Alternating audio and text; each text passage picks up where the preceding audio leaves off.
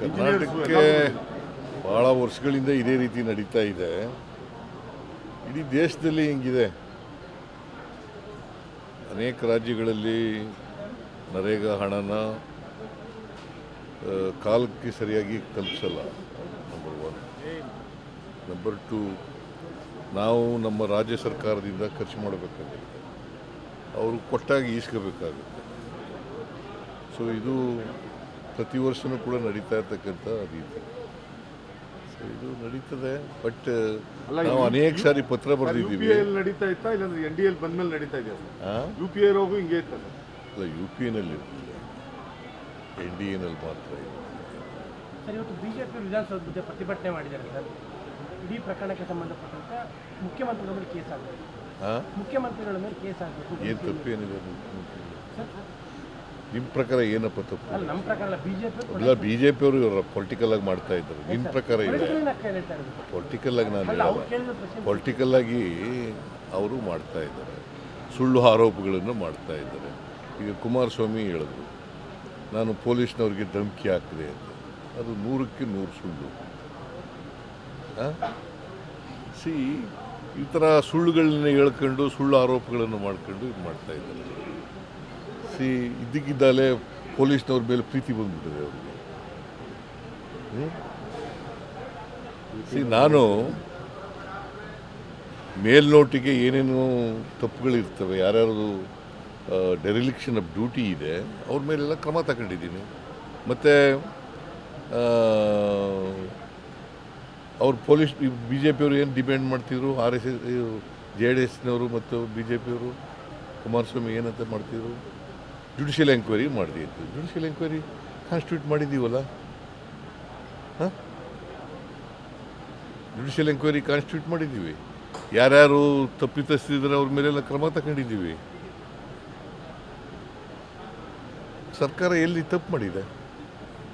ರಾಜಕೀಯವಾಗಿ ಹೇಳ್ತಾ ಇದ್ದಾರೆ ಅವರು. ಸರ್, ವಿಧಾನಸೌಧದ ಭದ್ರತಾ ವಿಭಾಗ DCP ಪತ್ರ ಬರೆದಿದ್ದಾರೆ ಸರ್. ಅಂದರೆ ಪ್ರೋಗ್ರಾಮ್ ಮಾಡಬಾರ್ದಾಗಿತ್ತು, ಅಂದರೆ ಅಲ್ಲಿ ತೊಂದರೆ ಆಗುತ್ತೆ, ನಮಗೆ ಆಗೋದಿಲ್ಲ ಅನ್ನೋದು ರಾಜ್ಯದವರಿಗೆ ಪತ್ರ ಬರೆದಿದ್ದಾರೆ. ಯಾರಿಗೆ? ಇವರು DPR ಸೆಕ್ರೆಟರಿ ಸತ್ಯವತಿ ಅವರಿಗೆ. ಆಯ್ತು, ಅವರು ಉತ್ತರ ಏನಂತ ಕೊಟ್ಟಿದ್ದಾರೆ ಗೊತ್ತಾ ನಿಮಗೆ? ಅದು ಕಂಡೀಷನ್ಸ್ ಹಾಕಿ ಕೊಟ್ಟಿದ್ದಾರೆ. ಆ ಕಂಡೀಷನ್ಸ್ನೆಲ್ಲ ಫುಲ್ಫಿಲ್ ಮಾಡಿ ಅಂತ ಹೇಳಿದ್ದಾರೆ. ಅವ್ರು ಫುಲ್ಫಿಲ್ ಮಾಡೋದು ಅವರು ಇಟ್ ಈಸ್ ಪೊಲೀಸ್ನವ್ರ ಕರ್ತವ್ಯ ಅಲ್ವಾ? ಬಟ್ ಅವ್ರು ಆಗೋದಿಲ್ಲ, ಕಷ್ಟ ಆಗುತ್ತೆ ಅಂತ ಹೇಳಿದ್ದಾರೆ. ಅದಾದಮೇಲೆ ಏನಂತ ಬರೆದಿದ್ದಾರೆ ಗೊತ್ತಾ? ನೀವು ಓದಿದ್ಯಾ ಪೂರ? ಲೆಟರ್ ಓದಿದ್ದೀವಿ ಸರ್. ಏನಂತ ಕೊನೆಯಲ್ಲಿ ಏನಂತ ಹೇಳಿದ್ದಾರೆ? ನೀವು ಸರ್ಕಾರ ತೀರ್ಮಾನ ತಗೊಂಡ್ರೆ ಮಾಡ್ತೀವಿ. ಎಕ್ಸಾಕ್ಟ್ಲಿ. ಅದು ನನ್ನ ಹತ್ರ ಬಂದೇ ಇಲ್ಲ. DPR ಸೆಕ್ರೆಟರಿ ಪರ್ಮಿಷನ್ ಕೊಟ್ಟಿದ್ದಾರೆ. ಅಫ್ಕೋರ್ಸ್ ನನಗೆ ಹೇಳಿದ್ರು, ನಾನು ಕೊಡಿ ಅಂತ ಹೇಳಿದೆ. ಎಲ್ಲಿ? ವಿಧಾನಸೌಧದ ಎದುರುಗಡೆ. ವಿಧಾನಸೌಧದಲ್ಲಿ ಏನಾದ್ರು ಘಟನೆ ನಡೆದಿದೆಯಾ? ಅದರಲ್ಲಿ ರಾಜ್ಯಪಾಲರು ಭೇಟಿಯಾಗಿದ್ದರು, ಭಾಗವಹಿಸಿದ್ರು. ವಿಧಾನಸೌಧದಲ್ಲಿ ಏನು ಆಗಿಲ್ವಲ್ಲ? ಆಗಿದೆಯಾ? ಕ್ರೀಡಾಂಗಣದಲ್ಲಿ ಫಂಕ್ಷನ್ ಅರೇಂಜ್ ಮಾಡಿದವ್ರು ಯಾರು? ಯಾರ್ರೀ? ಪೊಲೀಸ್ನವ್ರು ಬಂದೋಬಸ್ತ್ ಮಾಡೋದು ಯಾರು? ಅದಕ್ಕೆ ಸರಿಯಾದ ರೀತಿಯಲ್ಲಿ ಮಾಡಿಲ್ಲ ಅಂತ ಸಸ್ಪೆಂಡ್ ಮಾಡಿದ್ದೀವಿ. ಯಾಕೆ? ಸತ್ಯವತಿ ಏನು ಮಾಡಿದ್ದಾಳೆ? ಸತ್ಯವತಿ ಏನು ಮಾಡಿದ್ದಾಳಪ್ಪ? ಎಲ್ಲಿ? ವಿಧಾನಸೌಧದಲ್ಲಿ ಏನು ನಡೆದಿದ್ರಿ? ಅಲ್ಲ, ವಿಧಾನಸೌಧದಲ್ಲಿ ಏನು ನಡೆದಿದೆ ಹೇಳಪ್ಪ ನೀನು. ಏನು ಆ ಥರ ಹೇಳಿದ್ರ? ಆ ಥರ ಬರ್ದಿದಾರ ಹಂಗೆ ಅಲ್ಲಿ? ಮತ್ತೆ ನೀನೇ ಪ್ರಶ್ನೆ ಮಾಡ್ತೀಯ? ಅಲ್ಲ, ನೀನು ಲೆಟರ್ ಓದ್ದವನು ನೀನೇ ಇಂಟರ್ಪ್ರಿಟ್ ಮಾಡಿ ಬೇರೆ ಥರ ಇಂಟರ್ಪ್ರಿಟ್ ಮಾಡ್ತೀಯ? ಅದು ಬೇರೆ ಪ್ರಶ್ನೆಯ.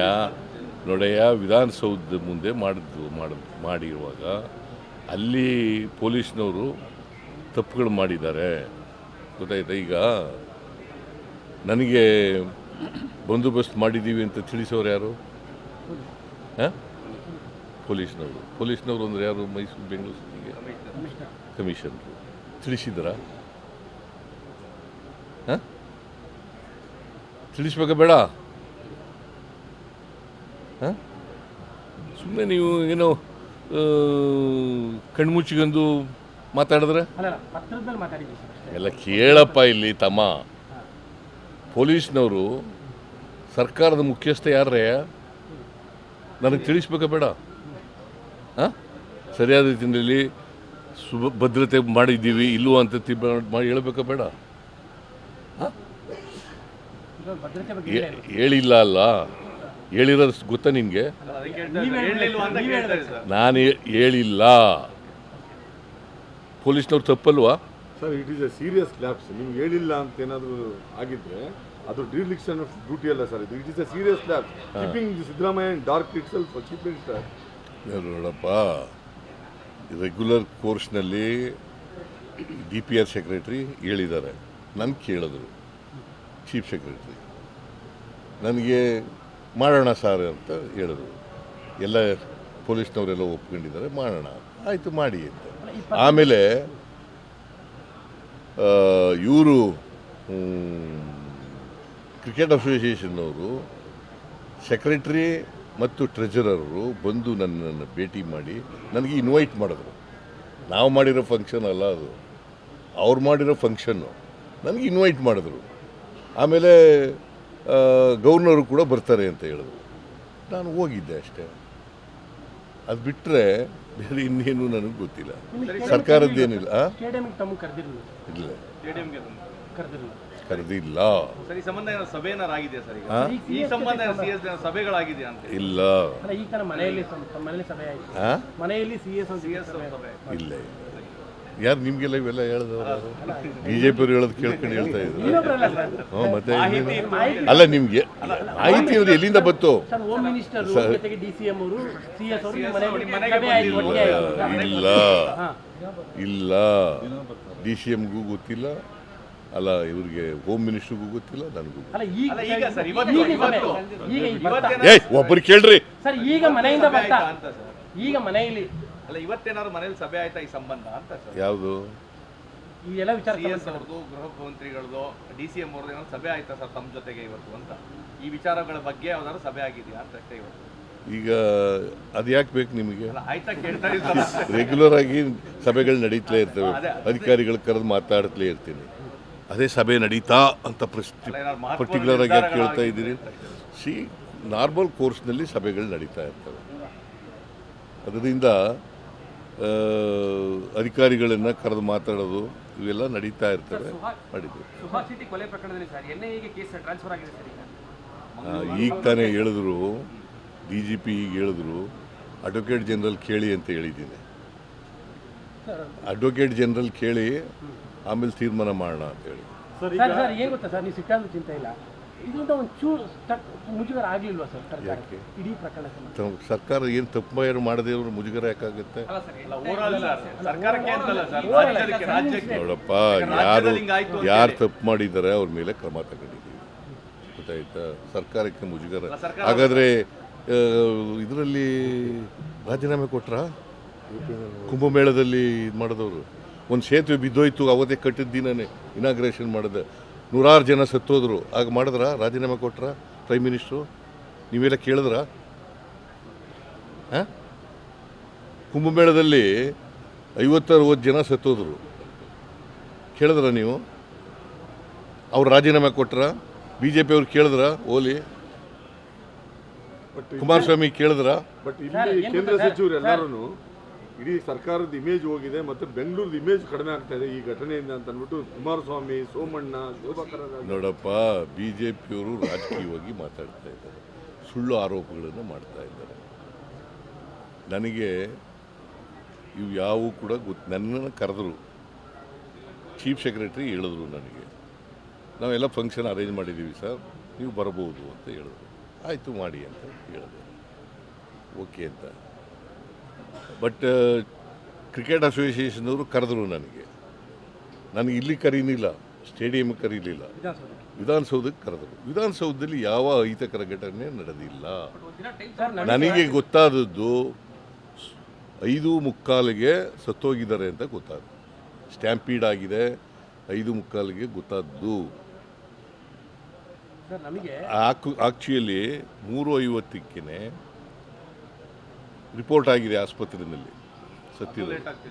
ಅದು ನನಗೆ ಗೊತ್ತಾದ್ದು 5:45 5:45 ಬರ್ಕೊಳ್ಳಿ ಕರೆಕ್ಟಾಗಿ.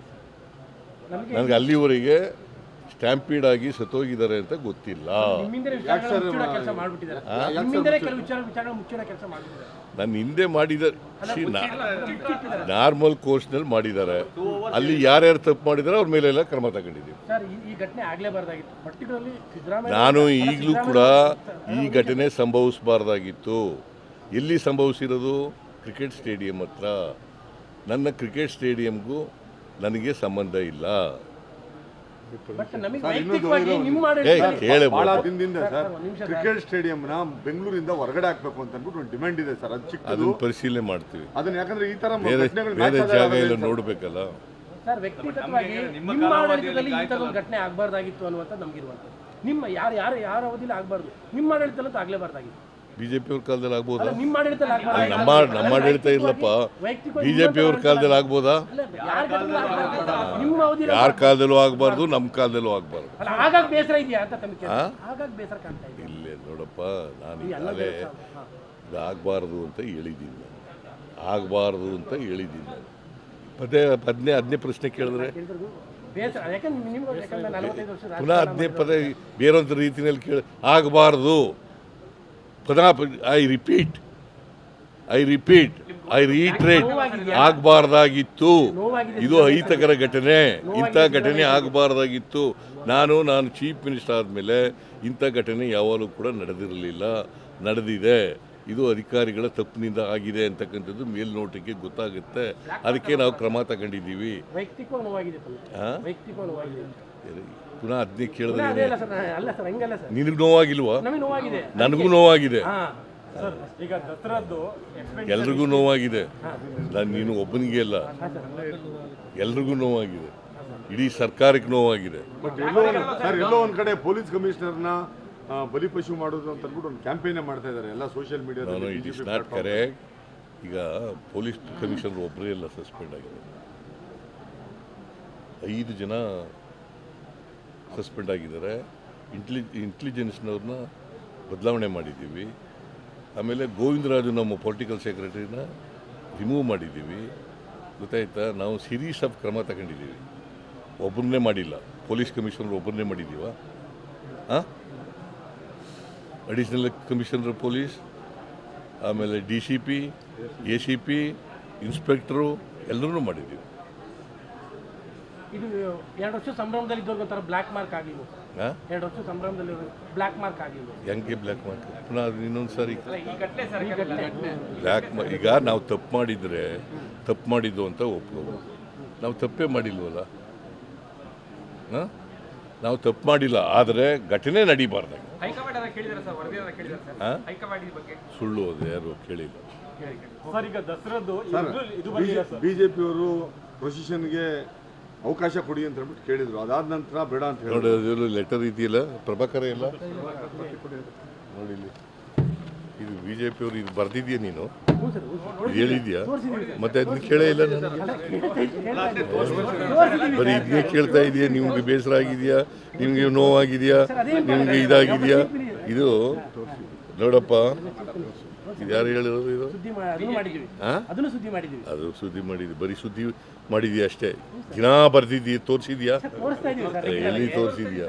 ನೋಡಪ್ಪ, ಹಲವಾರು ವರ್ಷಗಳ ಅಭಿಮಾನಿಗಳ ಕನಸನ್ನು ಈ ವರ್ಷ ನನಸು ಮಾಡಿದೆ. ಯಾರು ಹೇಳ್ತಾ ಇರೋದು? BJP ಕರ್ನಾಟಕ.